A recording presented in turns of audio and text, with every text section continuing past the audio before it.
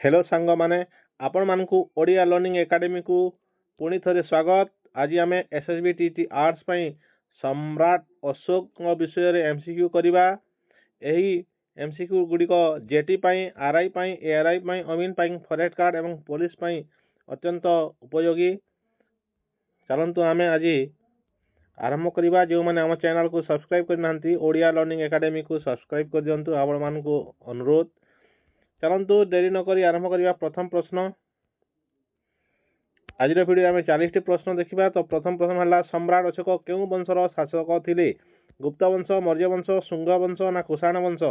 ताहले यार सठिक उत्तर हो मौर्य वंश। ऑप्शन बी हो सठिक उत्तर।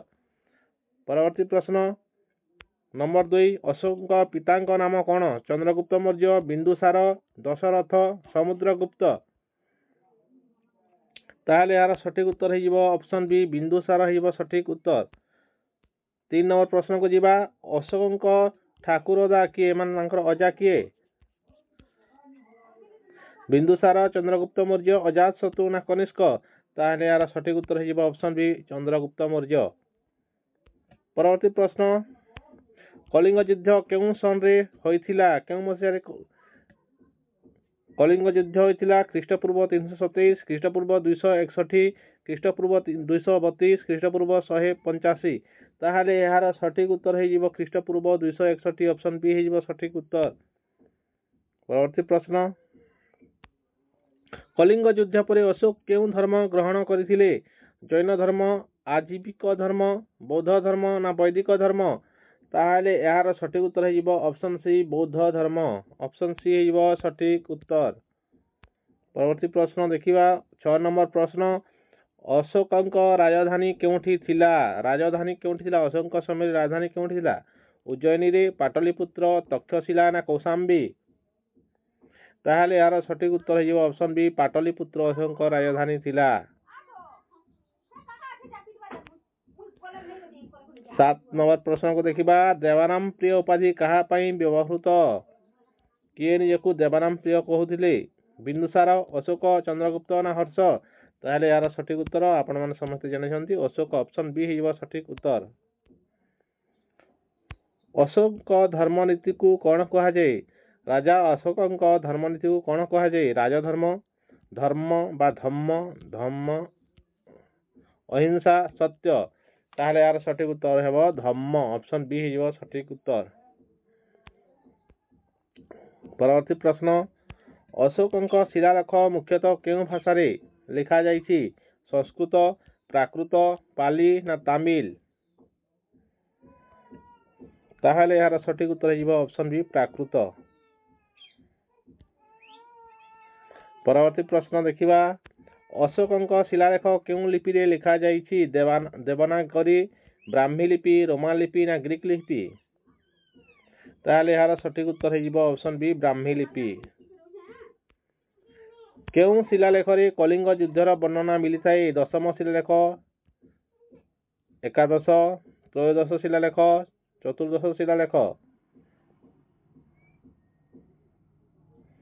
ताहले यार सठिक उत्तर हो त्रयोदश शिलालेख। रॉक एडिक्ट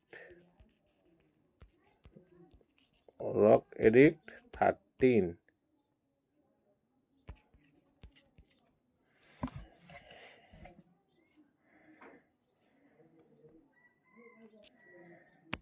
परवर्ती प्रश्न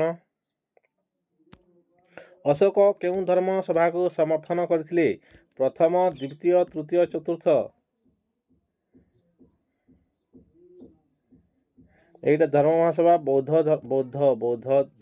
धर्मर जो महासभा होता। ठीक अच्छे।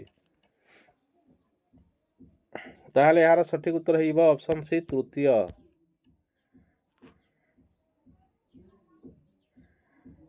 आपण मन होमवर्क प्रथम बौद्ध धर्म महासभा किए प्रवर्तन करथिले बा किए करथिले? परवर्ती प्रश्न देखिबा। अशोक धर्म प्रचारक अधिकारी को कौन कह जाउथिला? राजुक, अमात्य, धर्म महापात्र, सेनापति? ताहले यार सठिक उत्तर हो धर्म महापात्र। ऑप्शन सी हो सठिक उत्तर। परवर्ती प्रश्न ରାଜା ଅଶୋକଙ୍କ ଶାସନର ମୁଖ୍ୟ ଆଧାର କ'ଣ ଥିଲା? ଯୁଦ୍ଧ, ଭୟ, ଧର୍ମ ନା କର? ତାହେଲେ ଏହାର ସଠିକ ଉତ୍ତର ହେଇଯିବ ଧର୍ମ ହେଇଯିବ ସଠିକ ଉତ୍ତର। ଅପସନ ସି ହେଇଯିବ ସଠିକ ଉତ୍ତର।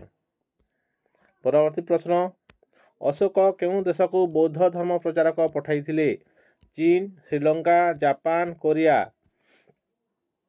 ତାହେଲେ ଏହାର ସଠିକ ଉତ୍ତର ହେଇଯିବ ଅପସନ ବି ଶ୍ରୀଲଙ୍କା ହେଇଯିବ ସଠିକ ଉତ୍ତର। ଶ୍ରୀଲଙ୍କାକୁ କାହାକୁ ପଠାଇଥିଲେ ଆପଣ ମାନେ କମେଣ୍ଟ କରିବେ। ଶ୍ରୀଲଙ୍କାକୁ କାହାକୁ ପଠାଇଥିଲେ ଧର୍ମ ପ୍ରଚାର ପାଇଁ?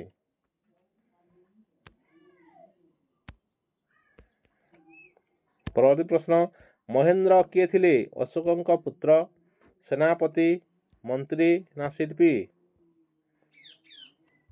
ତାହେଲେ ଏହାର ସଠିକ ଉତ୍ତର ହେଇଯିବ ଅପସନ ଏ ଅଶୋକଙ୍କ ପୁତ୍ର ଥିଲେ ମହେନ୍ଦ୍ର।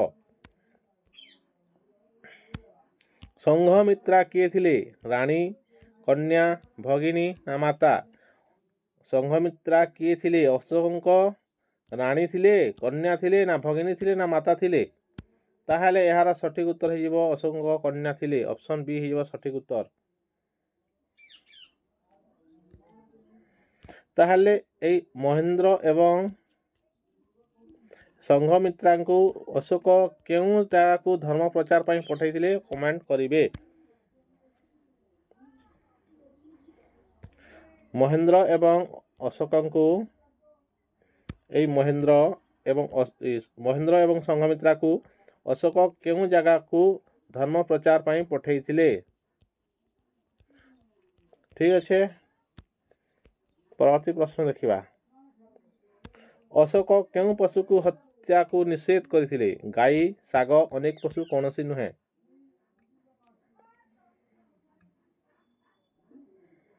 ଅପସନ ସି ହେଇଯିବ ସଠିକ ଉତ୍ତର ଅନେକ ପଶୁ। ପଶୁ ହତ୍ୟାର ନିଷେଧ କରିଥିଲେ ସେ ଯେକୌଣସି ପଶୁ ହେଇଥାଉ ନା କାହିଁକି। ତାହେଲେ ଅପସନ ସି ହେଇଯିବ ସଠିକ ଉତ୍ତର। ପରବର୍ତ୍ତୀ ପ୍ରଶ୍ନ ଦେଖିବା। ଅଶୋକଙ୍କ ମୃତ୍ୟୁ କେଉଁ ସନରେ ହୋଇଥିଲା? ଖ୍ରୀଷ୍ଟପୂର୍ବ 261, ଖ୍ରୀଷ୍ଟପୂର୍ବ 250, ଖ୍ରୀଷ୍ଟପୂର୍ବ 232, ଖ୍ରୀଷ୍ଟପୂର୍ବ 185? ତାହେଲେ ଏହାର ସଠିକ ଉତ୍ତର ହେଇଯିବ ଖ୍ରୀଷ୍ଟପୂର୍ବ 232। 261ରେ କ'ଣ ହେଇଥିଲା? କଳିଙ୍ଗ ଯୁଦ୍ଧ। ଅଶୋକ କେତେ ବର୍ଷ ଶାସନ କରିଥିଲେ? 25 ବର୍ଷ, 30 ବର୍ଷ, 36 ବର୍ଷ ନା 40 ବର୍ଷ? ତାହେଲେ ଏହାର ସଠିକ ଉତ୍ତର ହେଇଯିବ 36 ବର୍ଷ। ଅପସନ ସି ହେଇଯିବ ସଠିକ ଉତ୍ତର। ପରବର୍ତ୍ତୀ ପ୍ରଶ୍ନ, ଅଶୋକଙ୍କ ସିଂହସ୍ତମ୍ଭ କେଉଁଠି ମିଳିଛି? ସାରନାଥରେ, ମଥୁରା, ଅମରାବତୀ, ନାଳନ୍ଦା? ତାହେଲେ ଏହାର ସଠିକ ଉତ୍ତର ହେଇଯିବ ଅପସନ ଏ ସାରନାଥ। ଅପସନ ଏ ହେଇଯିବ ସଠିକ ଉତ୍ତର।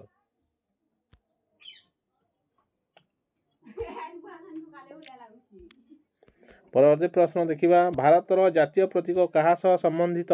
ହର୍ଷ, ଅଶୋକ, କନିଷ୍କ, ଚନ୍ଦ୍ରଗୁପ୍ତ? ତାହେଲେ ଏହାର ସଠିକ ଉତ୍ତର ହେଇଯିବ ଅଶୋକ। ଅପସନ ବି ହେଇଯିବ ସଠିକ ଉତ୍ତର। ପରବର୍ତ୍ତୀ ପ୍ରଶ୍ନ, ଅଶୋକଙ୍କ ଚକ୍ରକୁ କ'ଣ କୁହାଯାଏ? ବୁଦ୍ଧ ଚକ୍ର, ଧର୍ମଚକ୍ର, ରାଜଚକ୍ର ନା ଅଶୋକ ଚକ୍ର? ତାହେଲେ ଏହାର ସଠିକ ଉତ୍ତର ହେଇଯିବ ଅଶୋକ ଚକ୍ର। ଅପସନ ଡି ହେଇଯିବ ସଠିକ ଉତ୍ତର। ପରବର୍ତ୍ତୀ ପ୍ରଶ୍ନ, ଅଶୋକଙ୍କ ନୀତି କେଉଁ ଆଧାରରେ ଥିଲା? ଦଣ୍ଡ, ଅହିଂସା, ଲାଭ ନା ଯୁଦ୍ଧ? ତାହେଲେ ଏହାର ସଠିକ ଉତ୍ତର ହେଇଯିବ ଅହିଂସା। ଅପସନ ବି ହେଇଯିବ ସଠିକ ଉତ୍ତର।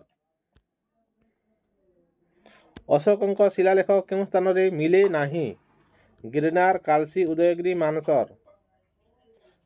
ତାହେଲେ ଏହାର ସଠିକ ଉତ୍ତର ହେଇଯିବ option C Udayagiri. Option C ହେଇଯିବ ସଠିକ ଉତ୍ତର। ଏହା କାହା? ଉଦୟଗିରି ଖାରବେଳ ସହିତ ସମ୍ପୃକ୍ତ। ଅଶୋକ ପୂର୍ବରୁ କେଉଁ ଉପାଧିରେ ପରିଚିତ ଥିଲେ? ଚଣ୍ଡାଶୋକ, ଧର୍ମାଶୋକ, ମହାଶୋକ, ବୀରାଶୋକ? ତାହେଲେ ଏହାର ସଠିକ ଉତ୍ତର ହେଇଯିବ ଅପସନ ଏ ଚଣ୍ଡାଶୋକ। କଳିଙ୍ଗ ଯୁଦ୍ଧ ପରେ ସେ ହେଲେ ଧର୍ମାଶୋକ।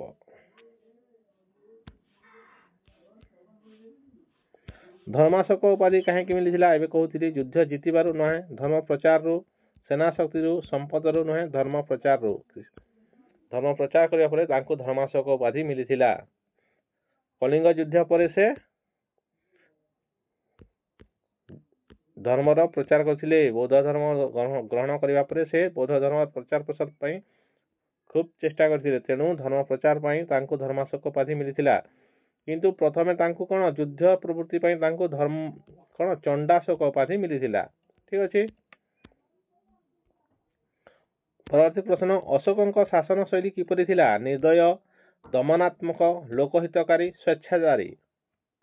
ताहले यार सठिक उत्तर हेबो लोकहितकारी। ऑप्शन सी हेबो सठिक उत्तर।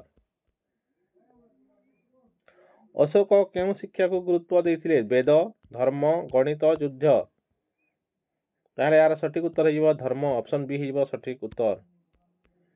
परवर्ती प्रश्न अशोकଙ୍କ धर्मर मूल लक्ष्य कोन थिला? विजय, संपद, दैनिक जीवन, साम्राज्य विस्तार। ताहले यार सठिक उत्तर हेबो नैतिक जीवन। ऑप्शन सी हेबो सठिक उत्तर। अशोक केउ युद्ध परे युद्ध त्याग कले? अशोक केउ युद्ध परे युद्ध त्याग कले? पाटलिपुत्र, मगध, कलिंग, तक्षशिला। कलिंग युद्ध, मगध युद्ध ना पाटलिपुत्र युद्ध? ताहले यार सठिक उत्तर हेबो कलिंग युद्ध परे अशोक युद्ध त्याग करदेले एवं बौद्ध धर्म ग्रहण करि से धर्मर प्रचार प्रसार करथिले। अशोकଙ୍କ धर्मरे केउ मूल्य न थिला? दया, सहिष्णुता, हिंसा, सत्य। ताहले यार सठिक उत्तर हेबो हिंसा न थिला। ऑप्शन सी हेबो सठिक उत्तर। अशोक केउ राज्य को सीधा सलख अधिकृत करथिले? गांधार, कलिंग, काश्मीर, आसाम। ताहले यार सठिक उत्तर हेबो युद्ध करथिले कलिंग सहित हम जानिछे। ताहले ऑप्शन बी हेबो सठिक उत्तर। अशोकଙ୍କ परे किए राजा हेले? दशरथ, समुद्रगुप्त, कनिष्क, पुष्यमित्र। ताहले यार सठिक उत्तर हेबो ऑप्शन ए दशरथ। अशोकଙ୍କ परे दशरथ राजा होइथिले।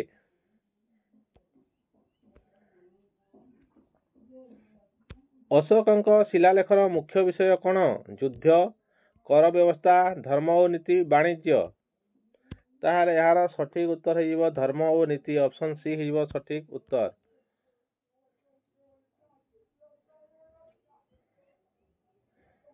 परवर्ती प्रश्न देखिबा अशोक केउ माध्यम रे आदेश प्रचार करुथिले? पुस्तक, शिलालेख, पत्र, मुद्रा।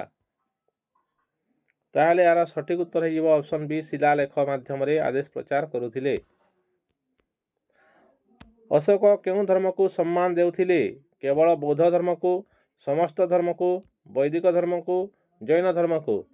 ताहले यार सठिक उत्तर हेबो समस्त धर्म। ऑप्शन बी हेबो सठिक उत्तर।